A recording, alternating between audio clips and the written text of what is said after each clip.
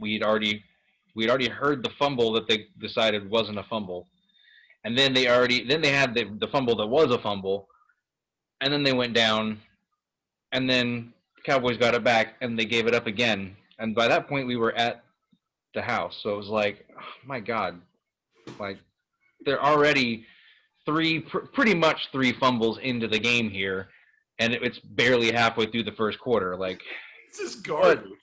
What did we just sign up for? And she even said, like, whenever they were getting their asses whooped in the first, it was like, we just got to my dad's, and I don't want to sit here and watch a boring-ass football game. Like, no offense to her dad. It wasn't like that. It was just, God, that looked so rough. It was bad, bro. Hey, but you know what? They outscored them 30-10 in the second half, and I was like, you know, you tried. And you won for some dumbass reason. Hey, they lost for some dumbass reason the week before, so. Yeah, that is true. Alrighty, you guys ready? Yeah. All right, cool. Let me actually do this. I'm going to remove that one. There we go.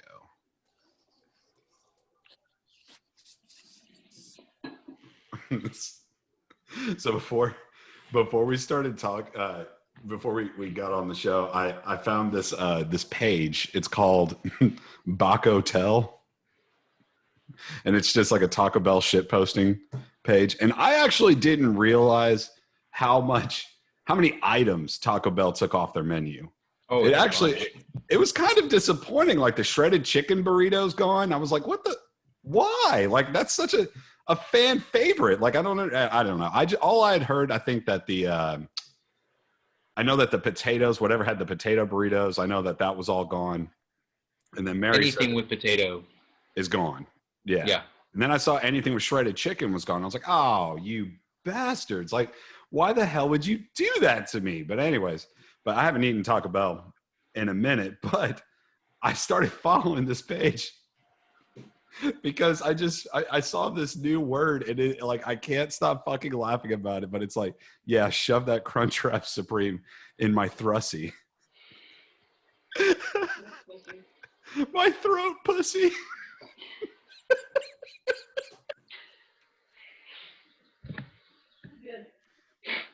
My Thrussy, dude. It is like the greatest word I've ever heard in my entire life. And like, I said it to Mary. Mary's like, that's not funny. And I was like, that's hilarious. My throat pussy. I'm going to use that for the rest of my life now. Sometimes the English language doesn't need to exist. Oh God, dude. Like the moment I saw it, I just lost it. And I had to follow that page because now everything is shoved out in my Thrussy. Like Can I just say, I love how much you love this. So it like made my dad forgot. I can't remember the last time I laughed that hard. Like I was like, that is such a beautiful word. Like that needs to be put in Merriam-Webster's. It's amazing. But thank you guys. I needed to share that before we actually got any further into the episode here. So public. Yeah, like no, we're public already. I just wanted to just say that to you guys. I figured you guys would enjoy that. So now you guys could take over the podcast because I have nothing else. That's all I prepared for this episode was Thrussy. I thought you guys would really enjoy that. So yeah, no, I'm enthused. Oh, good. I'm glad to hear that. I'm in thrust. Yes, dude. Yes, he's catching on. I love it so much. You're doing it, buddy. You're doing it. I thought, we could start off on September 18th, which was last week. A dear woman died. And, usually it would be us, to have a long conversation about it. But Ruth Bader Ginsburg had finally passed from her cancer, which has caused quite an alarm. And I feel like there hasn't been enough of, paying respects for what that woman did in terms of like social justice and social issues.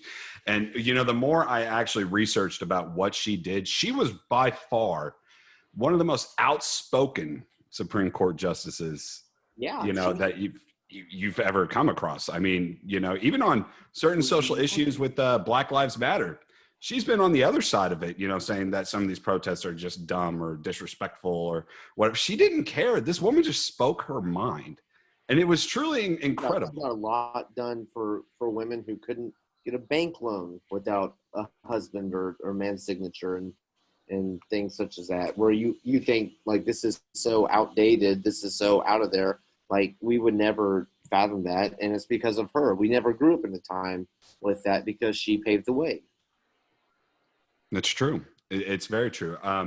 She was also one of the dissenting votes in the historical 2000 election. Yeah, it was, you know, there's a lot of talk, you know, especially when it comes to, you know, filling that seat now, about, I don't know if it's true, but I've heard rumors that Obama was kind of trying to nudge her in a direction to step down. What do you guys think of that? Do you think that was something with her health and everything else, or because she said in 2018, I believe, that she was going to go until she couldn't do it anymore, which she did. More power to her, much respect. But well, you know, it goes both ways, because, you know, Obama's in like the practicality, like, hey, let's see, that was I think they said it's 2014, so it's like, hey, you're 80 years old, like you need to step down so we can put a younger pickup. And you would think, you know, like, well, yeah, because for the sake of, I mean, you can say Democrat or Republican, but like, yeah, I'm gonna step down and allow you to fill this. Or on the other end, like, no, this is my life. This is my life's goal. Like, I'm not stopping this until I'm not breathing any longer. And so I see both ends. Like, Obama's is more political, hers is more career. Like, this is the essence of my being. So I get both ends of that. I wish to step down. But did you see today, or I believe it was today, that the House has put forth legislation that would limit Supreme Court justices' term to 18 years? I like that. I like that too, because that you could put them on a 6-year rotation. So every 6 years is another Supreme Court pick, or I think it's every 3 years. You get one Supreme Court justice is up every 3 years, essentially. Once that first 18-year rollout happens, and then it's, you know, every year after that. So that way, each president, no matter who it is, gets one pick, and then you could get a second pick if you're elected again, and then it just kind of, for every 3 years. Yeah, barring any step downs or illnesses. Oh, for sure, yeah, exactly, of course, and that would be a special consideration. I would, in my personal opinion, would say that it just goes to the normal selection process we have now, where the president selects with the advice and consent of the Senate. The fact that we have a lifetime appointment is lunacy, because we see what happens now, like these constitutional crises that you know, so now what the argument is, you know, Obama's final year, the final 11 months, you know, like, oh, we don't want last year president who cannot even run again, just like the lifetime appointment. And then now you have, oh, we don't want a president, or we need our president to Yeah, we don't want to rob our president of this pick that he gets to have. And the fact that it's a lifetime appointment is just, you know, kind of insanity, to where if you had it like staggered in such a way that it wouldn't be an issue of is our Constitution, or is our will our rights be up for some sort of consideration for the next 40 years because of this one lifetime appointment. It's insane. I mean, if you're told that, like, starting out, like, hey, this is the idea I have, you would say no. And like, we just go with it because this is how we're taught, this is how the government is, this is how we've always known it. But if you were to lay it out that way, it's insane to think that your entire interpretation of rights could be completely upended for 30 years because of one president either way, no matter if it's Democrat or Republican. Right. So I when it comes to that, this is depending on which side of the aisle you're on, and then who's ever in power in the Senate. This becomes either like a life and death situation, just depending on if you're on the opposite side of what you want to happen. This isn't anything outside of this wasn't in the Constitution like how it is that they're elected, or if they could be blocked. Basically, what it is they blocked Obama in 2016. Because the Republicans had the majority and they were able to do it. The only thing Obama could say at the time is, "Hope they play fair." It's always been like this. Don't know why. It's not a law. They don't have to let you do it. They One can thing wait. Republicans The never problem, have is but shame. well, no, and what the problem is though is how McConnell spun it in 2016, which was, the American people should, have a say in who can be, the next judge, blah, blah, blah. So we should wait, and we shouldn't do it, during the final year of an election, an election year, blah, blah, blah, blah, blah. And then it's like, well, now you're just kind of choking on your own words because. No, he's not. Oh, it's all bullshit. And No, he's not. It's all He's bullshit. not choking on a damn thing other than his wife's money coming in from the. Anyway, I'm not going to go in there. It's all bullshit. And so and this is what I believe. If it was 2018 and I say we, because we are Democratic supporters, but I mean, if we had won the House and the Senate, you don't think the Democrats right now would be trying to push that? Or would they wait until after the election? Man, I don't know. I'd like to say that the Democrats would pull the same baloney that the Republicans are doing now, but I don't think that they have the spine to do it. So yeah, they'd probably try to play fair and just, we'll give whoever wins the next election or the next choice, and then it's going to blow up in their face. Well, the infuriating thing to me that makes me want, if I could just have super strength one day and just choke all the Republican senators at once. When Ted Cruz, I heard him today get up and getting my Thrussy. and he was like, his argument was, well, the Democrats were arguing for this in 2016, and now they're arguing against it. And it's like, dude, I hope you get gonorrhea somehow. I hope you get syphilis and it travels to your brain. And you we've still got 4 more years at least of that guy. So he's I want syphilis to go to his brain and rot him out. But yeah, the whole you guys don't want us to appoint nominate a Supreme Court judge, but you wanted that in 2016. Curious liberals, and you're just like, I want to punch you so hard your teeth fall out. But that's the truth. It's just, and it's so divided. It's so polarized now that you would like to think that it would end up this way for the side that you root for, in good and justice and just morality. It ain't. Like what you're going to watch right now is the dirtiest of dirty for the next 2 months on both sides, and it's going to get terrible. But you know what? For my part, me being a hardcore liberal Democrat, I'll say McConnell is operating perfectly fine. He is doing nothing wrong. He's doing nothing illegal. It's just the shame that it's like you refuse to play fair. Oh yeah, he's taking.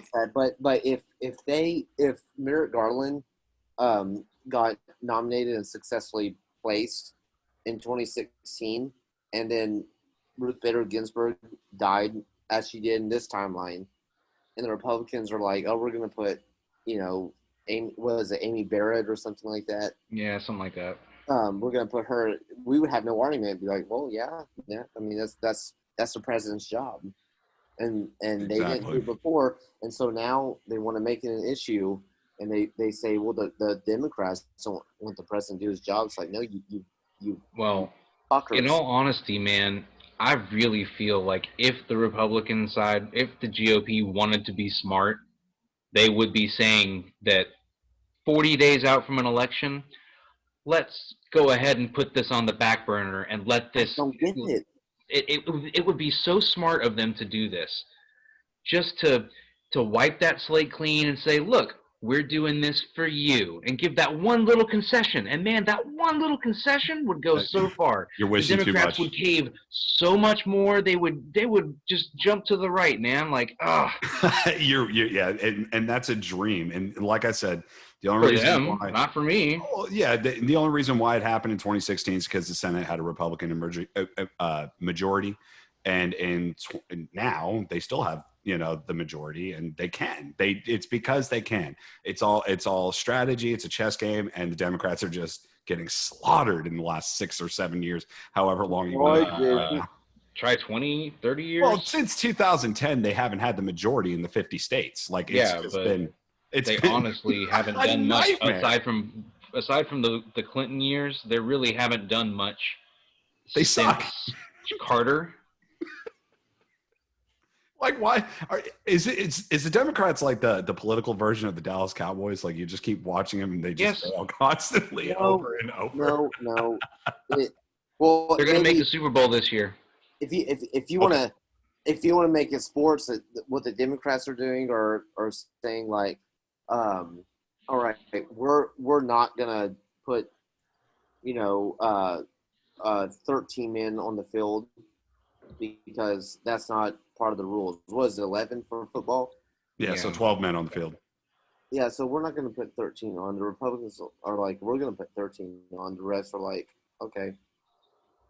And we're like, no, they just allow that. But we didn't do that, so they can't do that. Like, we're going to let them do that. It's technically not in the rule book, so, and it's like, dude. So they score a touchdown. They're like, well, I mean, you should put 13 people on the field. It's like, oh, God. And people, and I know how angry people got because it wasn't just the fact that, like, because when Mason was the one that broke the news to me because I was shopping at Kroger when it happened. And Mason called me. He's like, dude, fuck, right? And I was like, oh, Jesus. And, of course, the first thing is like, all right, well, brace up because now it's going to get really interesting in the next 6 weeks to see what happens. I wasn't even done. Dustin, I wasn't even done grocery shopping, and Mitch McConnell released a statement about how quickly they were going to put a new justice on. I was like, damn, dude, like, it hasn't even been an hour. Like, you are such – and I think that's what really angered people because it just proves – and that's why you're saying too, Dustin, he doesn't care. He just put out a bullshit statement in 2016 saying, oh, it's up to the American people. No, he's gotten every single thing he's wanted, man. He has everything he's ever wanted. A long-term majority in the Senate where they've been able to put so many judges on the circuit. Oh, my goodness. Look up his record as far as putting judges out there. Now, also look at the reference, or look at the records from with Obama and after Obama, and oh man, they have put so many justices out there, just conservative people that, and not that that's a bad thing per se, but that's going to be who's upholding our laws, our legal system for generations. It's how it was done. So exactly, that's the issue for me. But he doesn't care. He gets exactly what he wants. Yep. Like I'm a liberal judge. Like, all right, well, we're not going to have even a hearing on you. So. Oh, dude, it's hilarious. But really the weird thing is, as much as I've hated McConnell always, Trump has brought out the best in him because Trump has said some stupid shit, as we know, like I'm going to delay the election, and McConnell's like, no, we're not. The election's on this day. And then when Trump said his stupid fucking bullshit about when they said, is there going to be a peaceful transition of power? And Trump said, well, I'm going to have to look the results. And then McConnell, Lindsey Graham, like, I was listening to NPR. They described Collins in Maine as a moderate, and I laughed. But anyway, they're like, no, there's going to be if Joe Biden wins, Joe Biden wins. There's not going to be. Yeah, you know what? Honestly, and I hate that I have to do this. I hate that I have to do this in order to understand the current president. I believe what he was trying to say, although very badly, is that I'm not willing to admit anything until the results are in. Yeah. Now, while we might hear that as he's not saying that he's just going to hold on and hold on. I mean, okay, so Kerry held on because there were votes that were what was it, the not the absentee but the provisional ballots in Ohio that he had a chance still, so he held on. Gore and Bush both held on. I mean, it's not unprecedented that it doesn't get wrapped up on election night. My question is specifically to that person, to that man, why can't you just say, if I lose, I will give up this power? Why can't you say those words? That's QAnon saying, I'm giving the power to the people to destroy the swamp. Unlimited power. I want to welcome on Alicia real quick. We were just talking about Ruth Bader Ginsburg. Rest in peace once again. Rest in power. So I shared a post before. I tagged you both in it, and it came across my timeline, and it was the Mike at Night Thursday nights from 7 to 9 p.m. And it just had the original photo of just me and Mason in it, and we just looked like infants at the time, and I thought that was adorable. I cannot fit in that shirt anymore. I can't fit, dude. I didn't even know what size that shirt was. That was like an adventure. It was a 2T. Like, dude, that was adorable when I saw that, and that just made me realize since 2011. We have been doing this probably about 8 of the 9 years now. And it's outrageous how many episodes between Mike at Night and Thanks for Nothing, 118 here and probably 200 plus on Mike at Night. It's worthless. It's all worthless. We've never made $1 doing this, but we just enjoy doing it so much. But hey, money is money. And if anybody wanted to help us out and fund us on Patreon, our Patreon tag name is Thanks for Nothing. We're also, if you guys could follow us on our Facebook page, that's the T4N podcast. On Twitch, also the T4N podcast. And on YouTube, Thanks for Nothing. I'm excited. I really want to grow this a little bit more right now. And we want to try to get some more followers and more fans to check out our stuff and actually join the conversation. Make sure you slam that like button with your fist. And punch the subscribe button through the screen. Hit the subscribe button like it's a line of cocaine in your nose. So yes, if y'all look at so there's lights in front of me and there's the window behind me. I'm outside. Does it look like I'm in like LA? Yes, it does. I think that's the LA riots that are going on right now. Those are all fighters. But yes, once again, this is episode sounds more like they're quieters. Beautiful.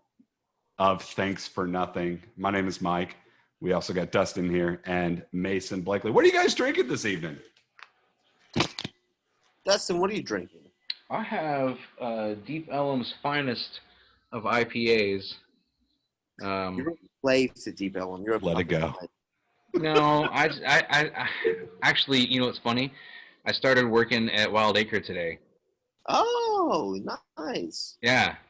So I will no longer be a slave to Deep Ellum. That's wild. Where's that located, actually? It's Stop wild. at Camp Bowie. Okay. Wild. Thank you. Wild. I'll be here all week.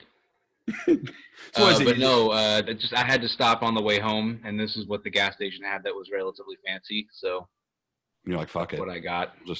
I'll just take that. Oh, you're what about a you, Mason? Taker. I'm not drinking a whiskey drink. Uh-oh. You're drinking a cider drink? I'm not drinking a lager drink. I'm drinking. Oh, God. Cider drink. Are you singing songs that remind you of the good times? Down. I get up again. It's called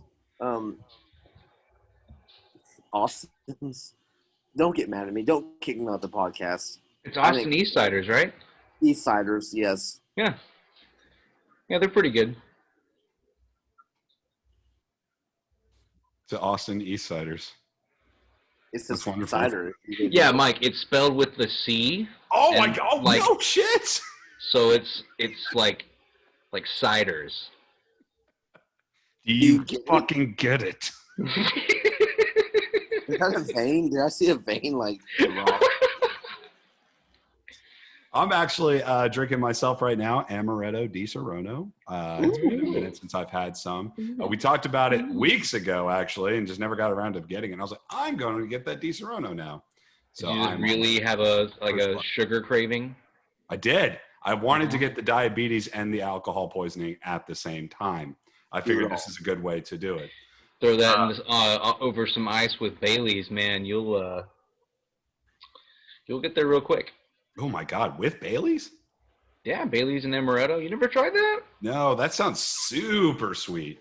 It's At the restaurant I work at, we used to pour Disaronno over ice cream. I believe that. Like Amaretto ice cream, right? Yeah. Yeah. It's good.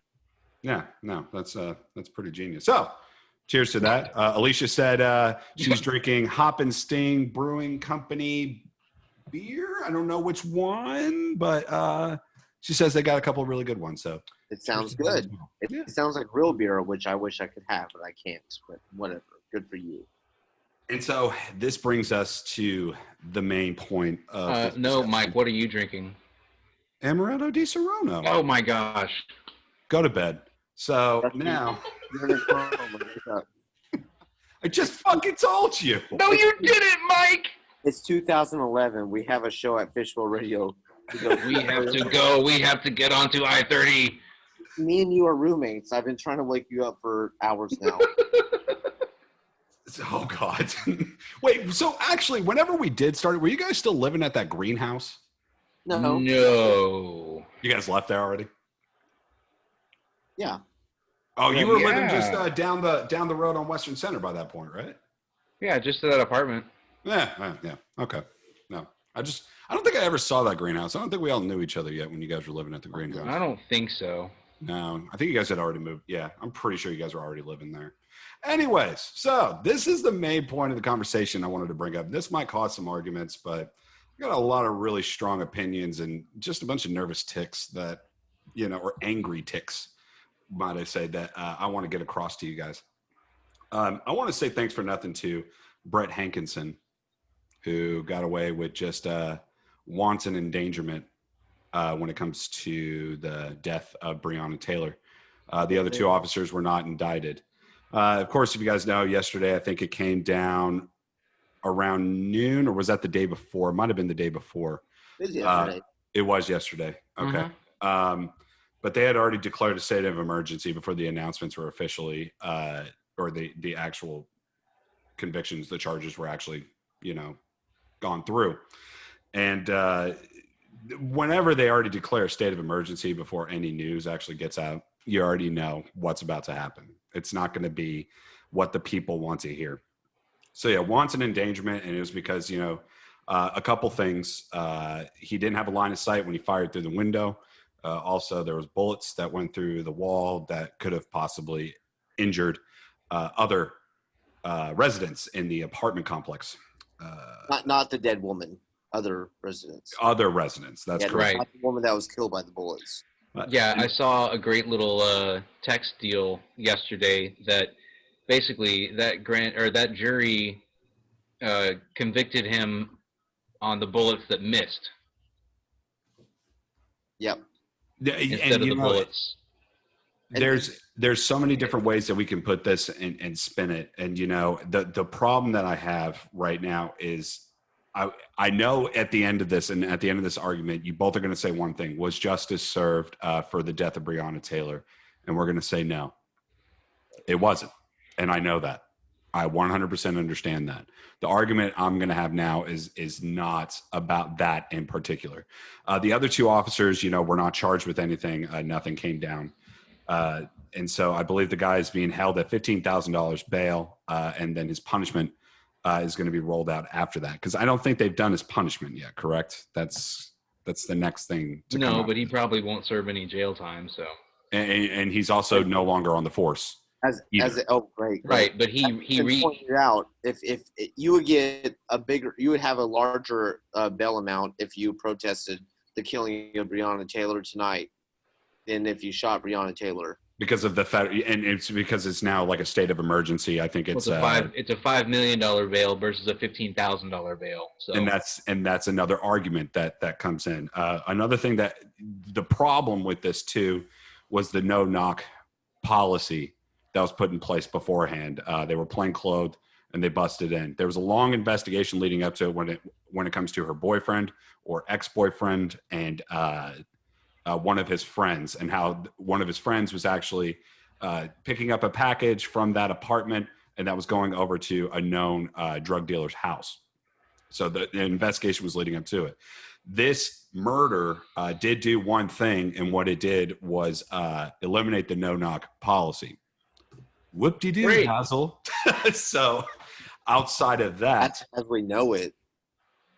so Of course, the I riots, agree with it. the riots begin. You have 2 officers that are shot. You have multiple protesters that were arrested as well. My question is, do you guys feel like the message in this Black Lives Matter is getting lost? Nope. Because what they're doing is taking, and this there's no way to say this without having the precursor. I'm not anti-cop. I have multiple family members that are cops. I don't think cops should be summarily shot. Like, I think they have a right to defend themselves.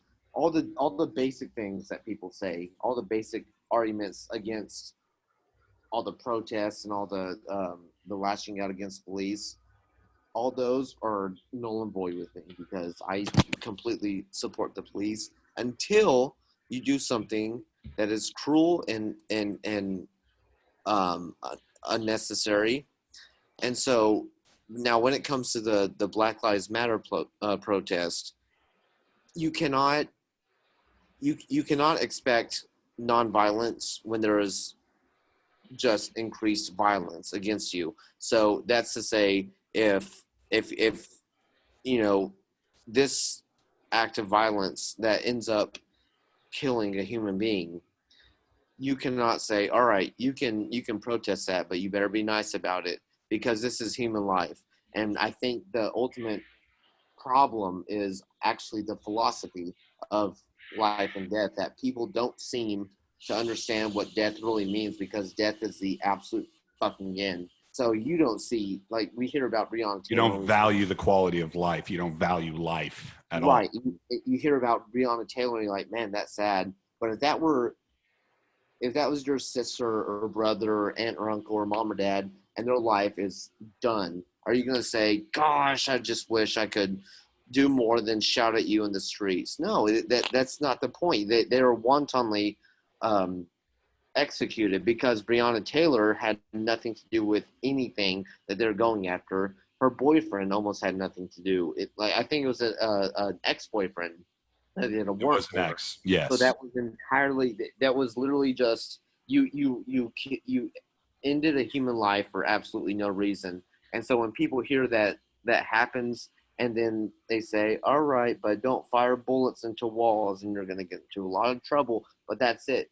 Like, when people take but the bullets through the walls, they basically had already decided that Breonna Taylor's death was almost like collateral damage. There was nothing that, but the problem with the lead investigator, Hankinson, was when he fired, he there was nothing in his line of sight. He was just shooting through a window with blinds over it. Exactly. Which that's all he was being punished for, which means that they knew that there was not going to be any charges that was going to come against Breonna Taylor.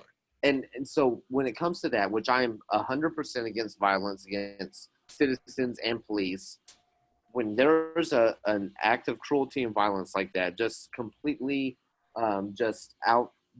let's just fucking let it all loose. Let's go. And then when you have quote unquote Black Lives Matter, that's supposedly doing all this, these violent acts and these acts of cruelty, what do you expect? You can't do acts of cruelty and then expect there to just be someone saying, "Oh shucks, don't do that anymore." Right. Cruelty is met with cruelty, and I don't agree with it. I don't like violence, but what do you want? What do you want to happen? Nikki, I think it was Nikki, posted something on Facebook, basically when it comes to peaceful protests, and it really stuck with me whenever she posted it. When it comes to peaceful protest, it's assumed that the person you're protesting has a conscience. So if there's no if they're just I saw, like, yeah, I saw that. Then, oh yeah, and America has none of that. America has none of that. So what do you expect if we're going to sit here and tell you, hey, please don't just summarily execute us, and then they say, yeah, I hear you, death sucks, but whatever, we're going to be as violent as we please. What do you expect to happen? What is the alternative? These laws have been in place since our grandpappy's times and before that. So they've been doing us all right for so long. Why should we change them? Why is there a problem now? Doing me all right. Yeah, exactly. Like it's almost like this. And I've said this before on a previous episode, and I'll just reiterate it. It's almost like this. I don't necessarily think that there's a problem with the system how it is now, but if since I disagree with you, I guess that you think I'm a racist. But it's like that mentality almost just skews the whole protest in general, because you have people who go, but I'm not racist. But if I disagree with you, I guess I'm a racist. It's like, well, nobody called you, X person, a racist. Nobody said that. All we're saying in this protest is, hey, we feel like we're being targeted based on the color of our skin. So we have a problem with that with law enforcement, and we think that there's something that should be done about this. But they turn around and they say, well, I don't agree with you, so I guess that makes me racist. You know what? Everything's racist these days. Everything's so sensitive, blah, blah, blah, blah, blah. So now I have this. So now, you have a problem with the cops. Well, you think I'm racist, so I'm just going to support the cops now. And that whole argument, because Blue Lives Matter, I understand that police officers are in the line of duty every single day. I have no argument whatsoever about how they put their life on the line. Absolutely, you're correct.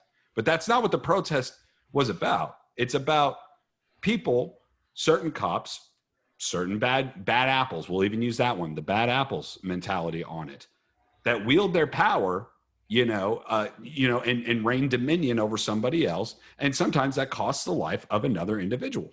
And that's why that's the protest. I hate the fucking term bad apples, because bad apples is like oh gosh golly, I shouldn't have done that.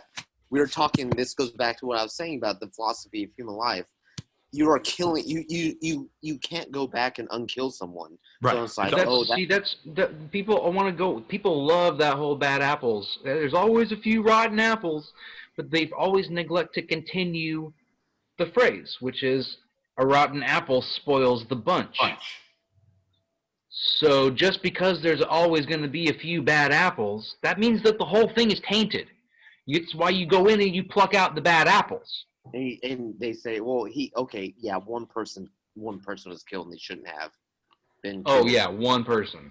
That's one human life. That's not one too many. That's not in existence anymore. Think of that like in that term. If it was your life, you would not exist on this fucking plane of existence anymore. You're done. Is that okay with you? Are you willing to be that sacrifice? Like, yeah, you know what? Okay, yeah, the police aren't perfect. It was just my life that snuffed out, and I'm not here anymore. You would, I mean, if you were able to have that perspective, if you were able to have that rationale, if you could also live it, you would say no. So what it comes down to is what like Black Lives Matter is saying is, we are telling you that we are systematically targeted in certain ways, and you can bring up any arguments about black on black crime and police no more than anybody else. Yep, and it doesn't matter when it comes down to actual human life. A cop should not be able to just end the existence of someone without there being repercussions. And with there has to be cause for it, which there are times where there is cause. This isn't even talking about that. That's assumed with the role of the specific job of. But if you were to kill Breonna Taylor, if Mike, you killed Breonna Taylor, Dustin, if you killed Breonna Taylor, you would be so fucking deep in jail right now, and you would never see the light of day again, because you killed someone that was doing nothing against you. But when a cop does something like that, they're given not only the benefit of the doubt, which I know there's a term, innocent until proven guilty, but benefit of the doubt is saying, like, you're a cop, ergo you're right to do what you did, until we figure out maybe there was something that wasn't right about it. But It's not just that. It's not just that, though, but benefit of the doubt has everything to do with the fact that we revere policemen, and policemen are above reproach, and there's no way that you would be a corrupt cop, because that's a nasty thing. I believe that you would do good because you're a policeman. If you killed that person, it's because they deserved it. Exactly. That's the benefit of the doubt. And that's not how it works, but that is how it works. That is what's going on. That is what's going on. The next thing I want to talk about here is, there's always this argument about what punishment should come when it comes to, delivering justice. Now, like I said, justice was not served with Breonna Taylor. Now flip the script. Justice was served. Manslaughter. Is that justice? Or do you think with the rioters with Black Lives Matter, are they going to look at that as justice, or is there still going to be rioting going on in the streets? Oh, they'll probably still be rioting. They'll still be protesting. But why shouldn't they? Why shouldn't they? I'm not saying they shouldn't, man. I'm not saying they shouldn't. I don't condone. I don't condone rioting. I gotta give out my little conservative caveats here. I don't condone looting. I don't condone violent protests. But man, but listen, these people have been. There is a certain sect of this country that is obviously, and say what you will about the 1619 Project or whatever the hell the president's trying to advocate for, man, there seems to be a certain group of people throughout the history of this entire nation that always seem to get the shit end of the stick. Every time. Of course. And it'll always be like that till the end of time. And it's not specifically the Black lives, but man, it certainly feels a little more weighted onto them. Of course, because now they're already looked at as, Antifa. They're looked at as, they're primarily associated with Antifa. They get labeled as domestic terrorists because this protest has gone to the point of violence, which I said whenever we were talking about the Rittenhouse thing. Once the bullets started firing, I just lost hope. And the reason why I lost hope was because nobody's listening anymore, but they weren't listening in the beginning. And now whenever they say, well, look at how they're writing, it's like, I get so angry at how they're like, well, they're rioting now. How is anybody going to listen to them? Well, you're the same fucking person that was saying 5 years ago, whenever this started, I don't want to listen to them then either. Like, well, this isn't going to go away. This is an actual real social issue. But I want to talk about the rioting just for a second, because it's something that we touch on because, it's in the news a lot. But at the same time, if I were to play devil's advocate here, I want to know what is justice? What does justice look like? What is it? Is it manslaughter? Like what? The guy goes to prison for 5 years? The guy goes to prison for 8 years? So I don't like the outcome of the trial. I don't like that. Of course not. I don't like that he's getting off as light as he is, which, however you perceive it, he is still getting convicted, right? And barring any appeals, he's still getting that felony on his record. So, okay. The problems you run into are, one, if you go after this one cop, that tells a lot of other cops that we're not going to be protecting you, which inherently can be dangerous. Now, I'm of the opinion that, a cop should be worried about his job if he does something wrong, or she should. Let's not be sexist. But it's okay. Nobody was thinking that. Yeah, thanks, man. If I mess up on my job, I'm held accountable. Right. If a nuclear power plant has one worker that's sleeping on the job and that causes some sort of a meltdown and they nearly explode. Have you been watching The Simpsons? No. Did you watch Chernobyl? Oh yeah, dude, that was great. But that was a while back. That was back when it first came out. Love it. Anyway, I would watch it. Just, that was good. We have to hold people accountable. So you have to worry about that as far as the police reaction coming out saying that, oh well, if I slip up accidentally, if I slip on this banana peel, they can revoke my badge and gun. You don't want that. You don't want that kind of negativity as far as your police force goes, because you want them to be relatively happy, right? Secondly, based on the evidence and just going from a legal standpoint, at the time, that search warrant, even though it was a no-knock warrant, was legal. So they were police officers acting in their duty. So it was a legal execution of a no-knock search warrant. The fact that he blindly shot his weapon through that window is exactly why he's being convicted. And it's not because he shot her. I mean, it is. That's the only reason he's getting anything, because if he didn't hit anybody, no one would have said anything. Right. Right? So Right. he's getting off on that. So legally, he couldn't have known that she was there. But why did he fire that into the first place? So this, okay. He just, it's just, But I just, as far as justice goes, yes, a woman is dead, and she doesn't need to be. She didn't need to be. right. I agree. None of that situation should have happened at all. Of course, but that's what we have to address. How did that situation come about? First of all, yeah, the no-knock warrant stuff hopefully is gone for at least the time being until we can really root it out. But there's at least a small change. I mean, oh yeah, it was unanimously eliminated, the no-knock warrant. Yeah, because of that. So there's, like, as far as justice goes for her, we won't see that for a while. The family, as far as justice in the system goes, that well, he got what he deserved from all of the proper people, I should say. Then yeah, they're vindicated. Oh look, we charged him. What else do you want? Like, come on. No, and I get that that's bullshit. You know, you see a lot. You know, bring up social media again, because that's really where a lot of these tensions flare.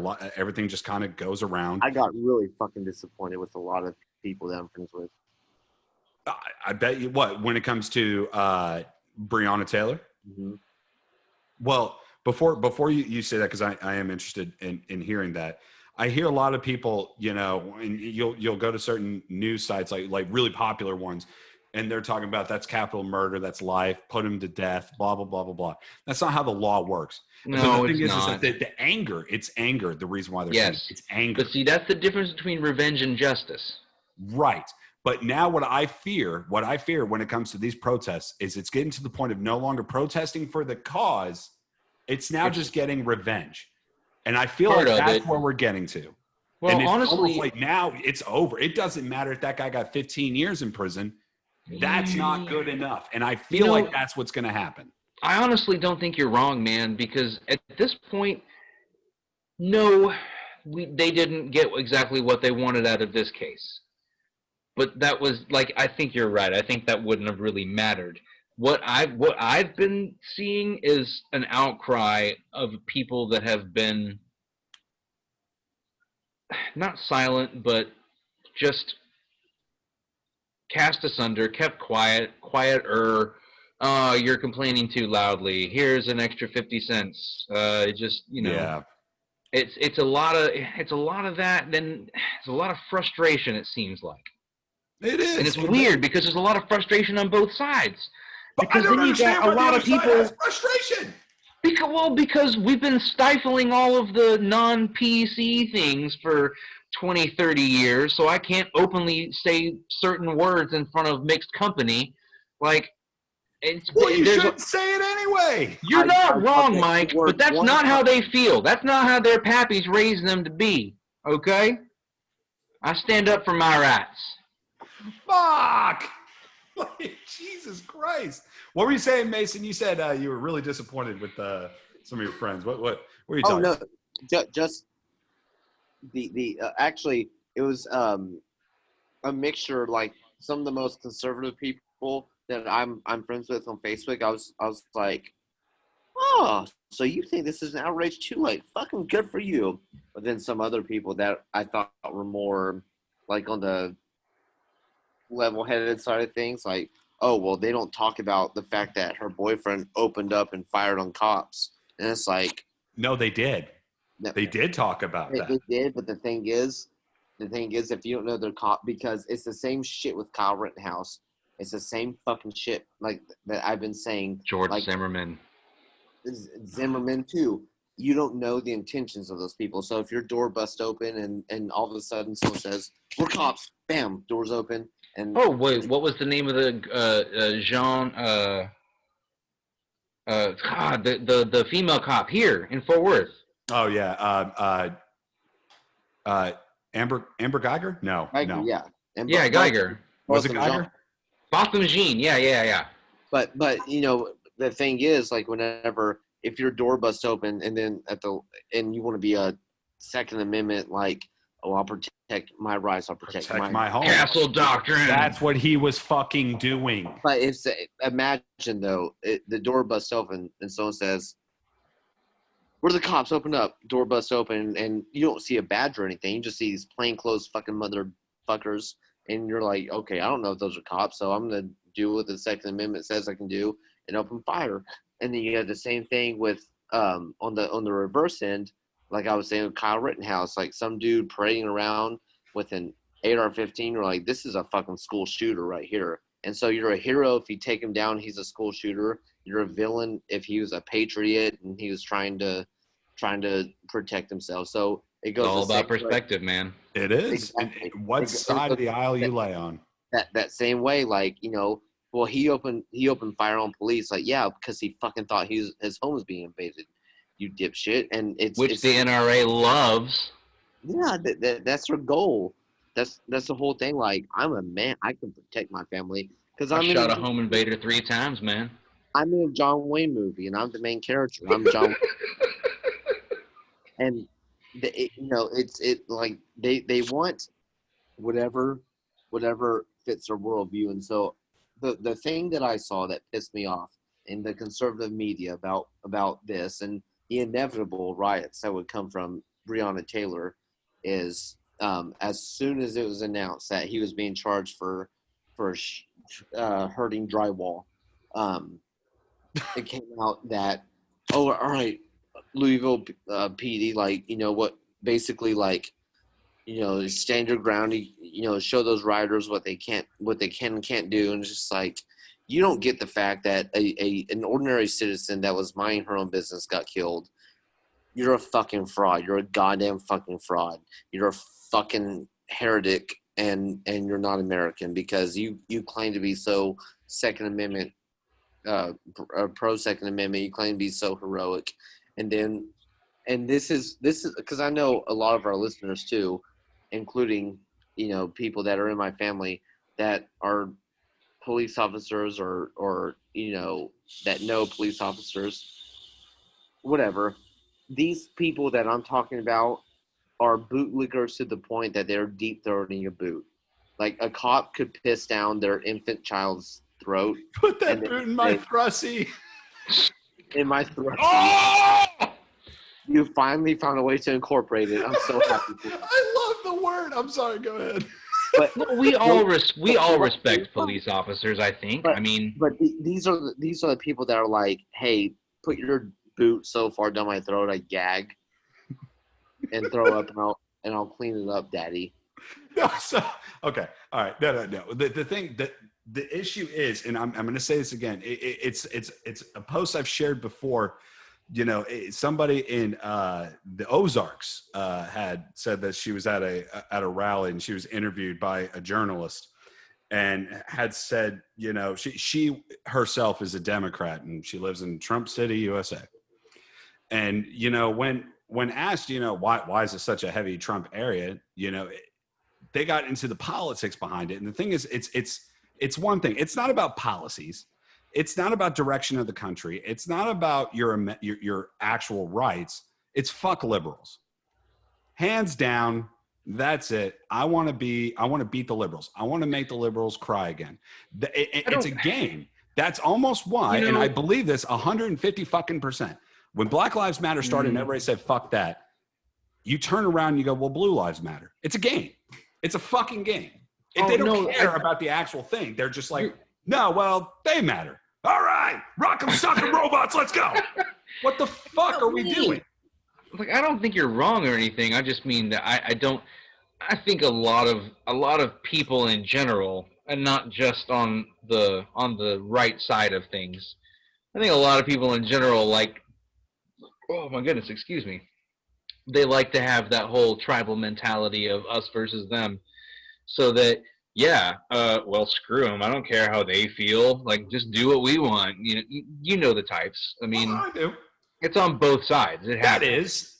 is. But I think majority, if you really ask, yeah, sure, they might delight a little bit that we own the libs a little bit there, didn't we? But for the most part, they're trying to get their own policies enacted, and sometimes they actually benefit the people that vote for them. So well, okay. So this brings up another point here. Was it last Thursday? 2 Thursdays ago, I guess it was the day after we did our previous episode.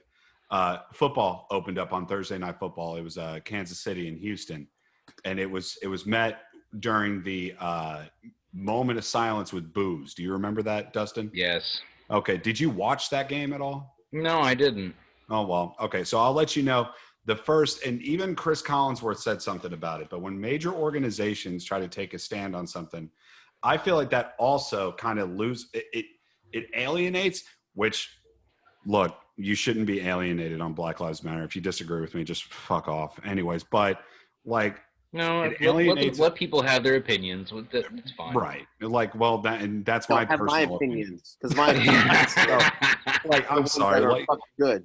the Hey, origination you know of this, what? No, everybody's allowed to their own opinion, and everyone else is also allowed to be wrong. So so the point, and you could tell Chris Collinsworth was even, getting kind of like, wow, like the NFL's going way hard at this. The first 30 minutes, like the game was scheduled to start. I guess the broadcast is like 7:15. You got the national anthem. You have the opening ceremony. So you're probably not going to get official kickoff until about 7:40. Well, it's about 7:55 when the kickoff actually happens. And it's a lot that has to do with social justice. And it goes on for about 15, 20 minutes. You got the moment of silence. You have the televised national anthem being and God Bless America. And they're wearing, justice for Breonna, all this stuff. And the thing is that it was overloaded to the point where Colin Kaepernick was just like, wow, showboating that after being so dismissive for 4 or 5 years. It's all about just a public persona is all you're trying to do. And you could tell even Chris Collinsworth. Kaepernick got to the point where he's like, holy fuck, just play the game. Yeah. But that's what Chris Collinsworth did. He's like, all right, you know what? Yep, that's a big issue. Let's play football. Like it's almost like that. They're like, oh, this is what everybody's talking about. Let's flood it with this. And, it's like cancel culture plays into that as well. But I don't understand why there's so much avid resistance and hate. And how did the NFL not know that this was going to create that much more of a division? Well, see, I think this is where the NFL is going wrong in a lot of sports. Like what Colin Kaepernick did, I 110% fucking agree with. But what this is, and the reason I agree with Kaepernick is because what he did was he knelt during the national anthem. What's going on now is, kind of what is angering people. I agree with all the stances they're taking. I perfectly do. Excuse me, but what Kaepernick was doing didn't delay the game. Didn't, if you will, cause traffic. I guess you could say. Yeah. Like if you're gonna protest. Because that was my biggest argument with do it peacefully. Well, yes, but what everyone's saying is like, well, I just don't think he should do it.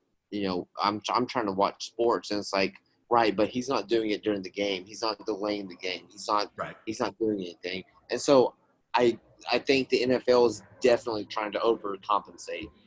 Oh yeah. Well, honestly, to me, I was just saying. To me, it feels like. So basketball has a lot of black players and they have a lot of black fans. No shit. So it's easy to go along with the BLM stuff. It's easy to have it on jerseys and on the court. It's hard to do that with baseball because there's black players, but there's not a whole lot of black fan base, if you know what I'm trying to say. They're Dominican. Do what? Nothing. Go. They're Dominican. They're Dominican. But then you got the problem with football is that there's a lot of black players, and sure, there's a lot of black fans, but there's also a whole lot of white fans too. Oh, There's yeah. a whole lot of white fans that would really be upset if I'm saying BLM over WLM. Like, so they put themselves in a really hard position. At first, they said no. Anyone that protests, no. That's why they kicked Kaepernick out. But now it's, well, we're going to be softening our opinion, but that's going to be losing them fans, and they're not going to like that. So it's a kerfuffle. Yeah, It's a kerfuffle. That's the perfect word for it. It's true. It's very true. And, I'm sorry, I lost that train of thought. It was my bad. No. It's okay. I hope so. The point being, the point being, and we're about to wrap up here. I don't even have a thanks for something. I don't know, Dustin, if you do either. Maybe there's just nothing to thank anymore. Maybe we're doomed. But it's okay. I could figure something out real quick. Why don't you just look for a speck of dust? But anyways, so go to my Sure. comment to go. Thanks for something. The issue that I have is I feel like it doesn't matter. It's almost human nature. You feel like you've been ignored long enough on a certain matter. Exactly. And now you're just so angry that nothing's going to satisfy it. It's almost like just having a terrible girlfriend who pissed you off so much that the moment she says she's sorry, you're like, I don't want to fucking hear your apologies anymore. I'm done with it. But no, go ahead. No, I was just gonna say, like, no matter what the opposition is, this could be. I mean, you could even bring up unions. How many people are in opposition to unions? How many people are in opposition to, like when the women's marches, whenever Trump was elected, and they're like, "What are you marching for? You live in the greatest country in the world," and it's like, right. Well, you're anyways, we're marching. Anyways, yeah.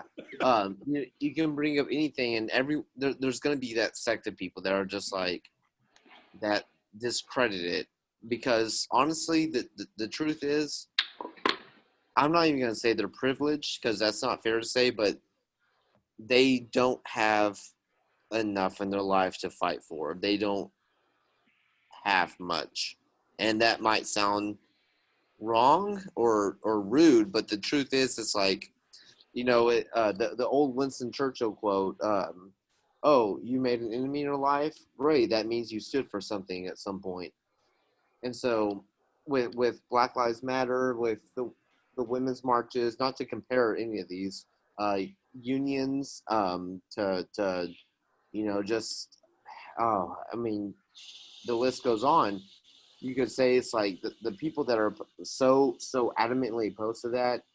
The truth is, it's like you don't have much to fight for. You maybe don't see any hope. Maybe you don't have much conviction. But either which way, you're not fighting for anything, and these people are. So you can discredit them all you want, but it doesn't invalidate all that they're saying. Of course, and that's an amazing way to actually put it. I guess my last thing that I want to say about it, though, I know I opened it up by saying that is the message being lost, and I think talking about these riots and the protests, I am afraid that the message is being lost, and and the more that the violence continues, the more strayed away from the positive impact you want to have on this movement. I'm not a victim of what's happened to a certain sect of this country. I've been very blessed my entire life with opportunities and the ability, a good education and the ability to better myself. I also understand and know that that's not the case for everybody else. That right there is called, and it's such a simple thing, but it's called empathy. And the thing that I feel that a lot of people lack when it comes to this argument is put yourself in their shoes, especially those that are underprivileged, and just try to look at what life is like. Look at the pressures that they have to go through day to day to stay on the right path. I think you've seen it. I'll go back to sports one more time. Like the NFL draft, it's like every single one of them had a sad story. But I mean, the problem with that is these are golden moments for people And yeah, so they make a lot of money. Well, they made it. They took their talents. They took the one thing that they had to become the best person they could possibly be. And you can't knock them for that. So you can't turn around and say, shut up and play football, or you make a lot of money. You don't have any problems. You have no idea what the fuck they came from. You have no idea who they were before this. And that's true in every case in this country. You look at these urban communities, that lack in educational funding, and these kids are going home hungry, or sexually transmitted diseases are going on a rampant rate. I mean, that's not where you came from. You came from a suburban home with a decent public school, and you had an opportunity to make something better of yourself. That's not everybody, but the ones that actually did pull themselves up by their bootstraps to better themselves, don't turn around and knock somebody else because they didn't do what you did. How the fuck do you know? How the fuck do you know that their struggle isn't like yours? That's the part that bothers me the most. Let's not fail to add that the ones that failed, they say, well, of course, you deserved it. And the ones that succeed, you say, hell yeah, you made it. It's the same thing. They say in those more impoverished areas, they'll tell you simultaneously, well, you made the wrong choices, so that's where you failed. Or if you make it, you made the right choices, so good for you. It's a no-win situation almost. Yeah, I feel like this country needs to get back to, well, one, recognizing when there's issues in the country, and two, cheering each other on, and actually, making bigger impacts. Sports will actually be a lot more enjoyable if we just cheer each other on. And I think that's been kind of lost in translation when it comes to these debates. I do want to reiterate one more time here. It's been fun. I'm glad that we did this. I'm glad we took a break as well. This was episode number 118. Thanks for nothing to Brett Hankinson. You got off lucky. Guys, we are on YouTube. Thanks for nothing. Facebook page, T4N podcast, and Twitch, same name. And also, guys, follow us on Patreon. Thanks for nothing. Coming from me, Dustin, and Mason, thanks for nothing, everybody. And here is your speck of dust. The Kansas City Chiefs raised $1 million now for the Ronald McDonald House Charities of Kansas City. So, thanks for something. Thank you. Well, that's really nice. nice. That's so nice. That's so nice. Kansas City's all right. Oh, easy. They're having some trouble. No, you know who's having trouble? Did you hear that? I think San Francisco's running back Mostert, Garoppolo. I forgot their tight end's name. He's really good too. They're all out. They all got injured. And that was like a nuclear fucking bomb that just dropped on San Francisco. And we're like, ooh, Saquon Barkley, dead. He's gone. This is what happens when there's no training camp and preseason. They are so out of shape. Dude, I'm telling you, they should have delayed the football season. They should. Shortened it. Yeah, I agree. Just like they did in every other league. You start running NFL plays and you're like, I haven't stretched since fucking April. Yeah. What's wrong with having an 8-game season? Nothing. 8 weeks straight. And then whoever's on top of that, you take the top, 6 teams or whatever. From each conference? Yeah. No, top 6 teams total. Top 3 teams in each conference, because it's only 8. It's an 8-game season. That's fair. So the Cowboys would have already been out. 0-1. Go fuck. No, I think they're number 2 in the East right now. So. Well, no, I think they're tied for first with Washington for some dumbass reason. Whatever. Oh God, dude! That was good. That was good. I liked it. That was really good. That was like the one night stand. Hey, that was good. That was good. You were really swell. Good for you. I'm glad you lasted that long. See, now I don't know if it was too long or it wasn't long enough.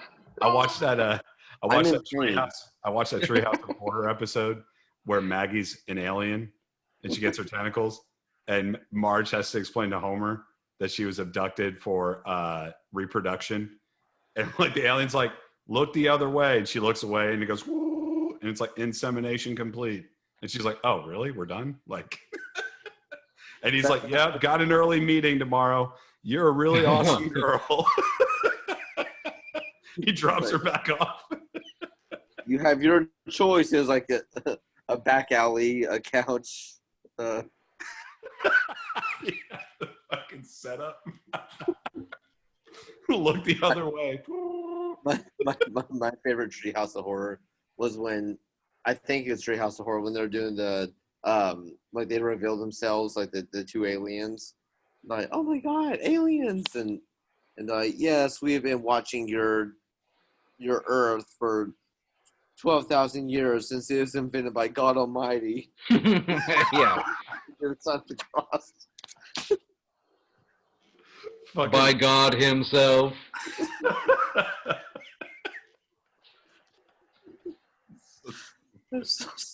That was a really good show, guys. That was a really fucking good show.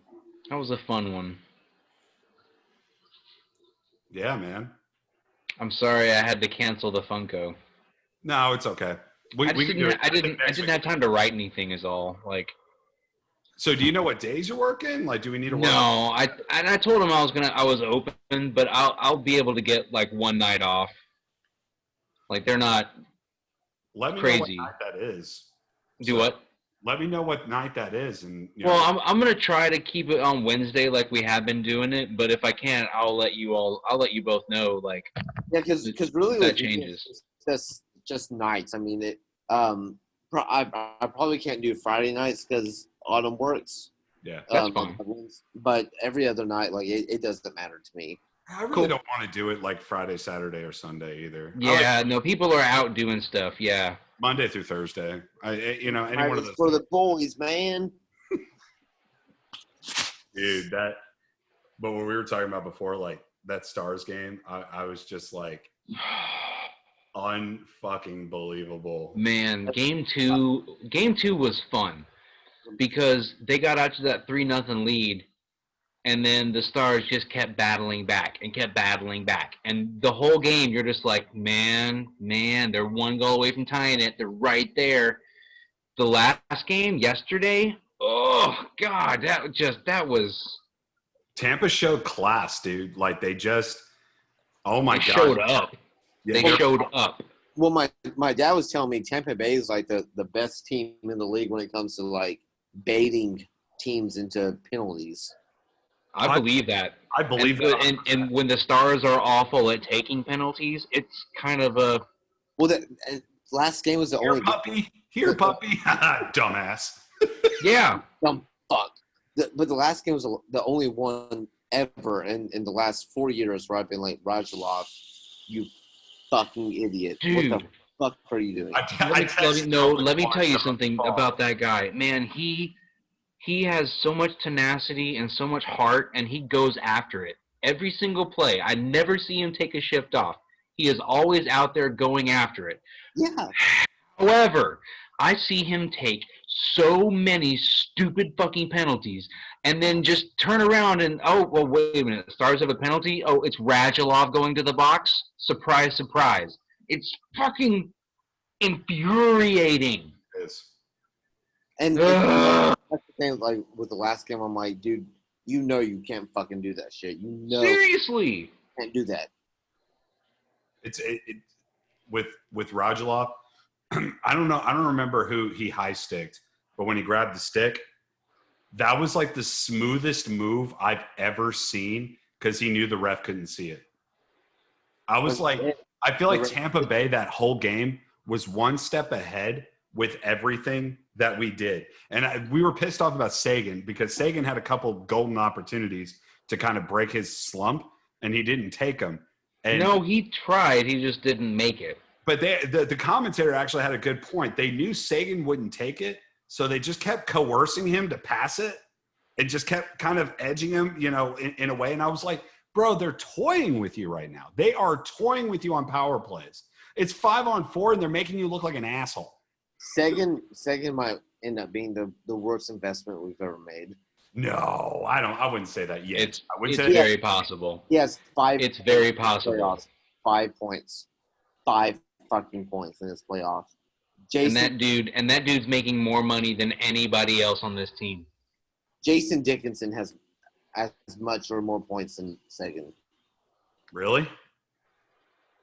Yeah, that's fucking terrible. Like, and I know, like, we were talking about Jamie Alexiak has as many goals as Tyler Sagan has points.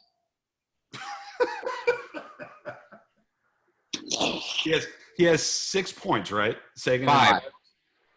He has 5. He has 5 points, and Jamie Alexiak, the 6'7", 255-pound, stay-at-home, kick-your-ass defenseman, has 5 goals. Yeah, Sagan's going to be – I was saying this last night. If Sagan wakes up and that offense gets to, semi-full power, I think we have a better shot. But Sagan needs to – Dude, it will hinge on Sagan, but it also hinges on the lower levels too, because Jamie Benn has been doing everything aside from ripping out his own heart trying to win this cup. Yeah. And I've seen it game in and game out. That dude is playing his heart out. It is insane. Dustin, my dad was saying, like, Sagan better watch out because there's a bunch of fucking 21, 22-year-olds who are scoring more than him. Yep. And the Stars might be like, dude, you're fucking Trey bait.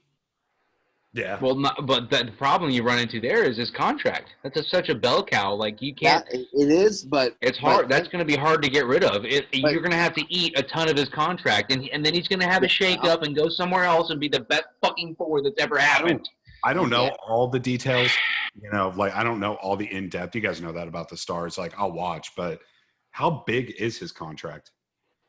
8 years. I think he's still signed on for like 7 more years, and I think Jamie Benn got like 6.8 for his contract, and that was like an 8-year contract. And I think Sagan got a 9-year contract because it was just 2 years ago they did his contract, and I think he got like 6, 9, or 7. Sagan got 8 years. I think $8 million. 8 at 8. I think. Yeah. So he's getting $1 million a year. And he's playing like this right now. Playing like shit. He's playing like absolute dog trash. Even aside from the trade base, like, dude, you want to get replaced by a 21-year-old because. Dude, I'll take Jenny Gurianov, dude. That dude is fast, and he's got just as good a hands as Sagan has right now. Plus, he has 9 goals. Heiskanen is the best player. He's second on the team. Heiskanen has been a fucking terrifying monster. No kidding, but still, Gurianov led the team in goals in the regular season at 20. He's only 1 behind Joe Pavelski at 9 in the playoffs. How many goals does Ben have right now? Ben is at like 6 or 7. Yeah, Ben's number 2 on the team in points, and he's like 3rd-ish on goals. You need Sagan in that realm. You need him. He needs to be that center. He needs to be the playmaker. He needs to be the guy setting everybody up and then taking that wicked slap shot, just like they are sucking Steven Stamkos' cock all last night about how he's going to have that that power play slap shot. That's what Sagan should be doing every goddamn game, and he just isn't. It's like he isn't even playing. He should be our Stamkos, and he's not. Yeah, exactly. I agree. I have to go. It's bedtime. I love you. Yeah, I'm gonna move on too. All right, guys. Well, it was fun. That hockey conversation kind of made me angry. Dustin's gonna go shoot heroin. You need to chill out now. Please don't Cool. listen. Please don't. Well, I'll be. I'll come that by. doesn't count. Watch the Doesn't- Stars game tomorrow. Can't wait. Yeah, yeah. It'll be Yeah. fine. They're going to even the Well, series tomorrow. They're going We'll to all be disappointed. Sure, Mike. That's great. buddy. Honestly, you know what my honest prediction is? I think that the Lightning get the next one, and then the Stars will either crumple, or they'll either they will take Game 6, or no, sorry, take Game 5, or they will crumple. And if they take Game 5, they'll go to Game 7 and probably lose. But I mean, man, I just don't know at this point. Like, this is the same problem the Stars have had all season. Which team is going to show up? Who's going to play? Because if everyone's showing up and they're firing all cylinders, no one can beat them. But basically, it should be like, just do this 4 more fucking times and we can all go home. 3. Well, you only need 3, but I mean, like, there's at 3. least at most you got to do this 4 fucking times, and then we can all go home and go fuck ourselves. Nope. All right. Well, Can't have it. I'll talk to you guys later.